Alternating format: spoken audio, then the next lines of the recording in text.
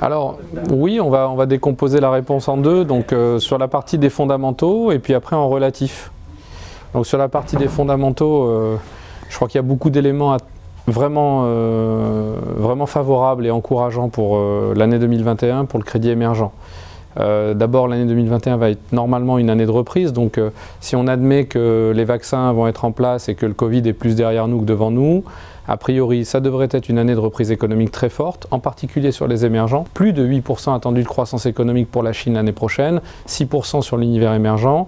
Beaucoup de sensibilité des émergents en général à l'économie chinoise, donc tout ça va dans le bon sens. On a des taux d'intérêt très faibles dans le monde entier, une abondance de liquidités, pas de problème de refinancement, des taux de défaut faibles, un marché qui se remet risk-on avec l'annonce des vaccins, donc qui se remet dans le cycle économique, qui redevient pro-cyclique. On l'a vu sur les actions avec les débats revenir dans le cycle, la value, etc. Donc oui, je pense qu'il y a beaucoup d'intérêt à regarder les émergents.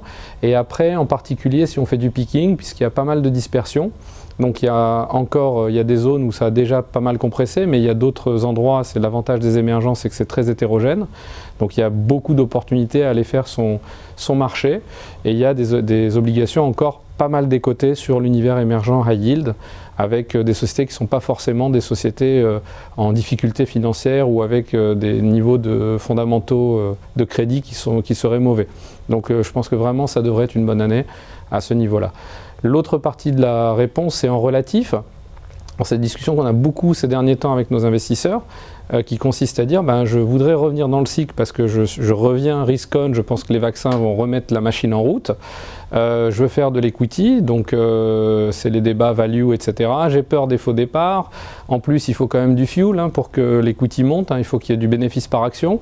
Est-ce que ce ne serait pas inintéressant de faire aussi du crédit émergent? Parce que finalement, j'ai de la décote, du potentiel de croissance avec des rendements assez importants. On parle de rendements qui se situent entre, je dirais, high single digit, comme on dit en anglais, donc entre 7, 8, 9%, on peut trouver des dossiers intéressants encore.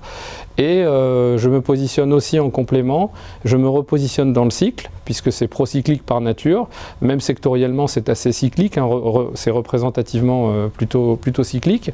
Et donc est-ce que ce serait pas intéressant, parce que du coup moi mon fuel pour le crédit, c'est pas les bénéfices par action, mon fuel c'est juste qu'il n'y ait pas de défaut, et les choses remontent mécaniquement aux parts. Donc comme les obligations sont encore décotées à beaucoup d'endroits, est-ce que ce ne serait pas une alternative intéressante et complémentaire pour revenir dans le cycle que d'aller dans le crédit émergent? Je pense que oui, ça devrait l'être pour 2021.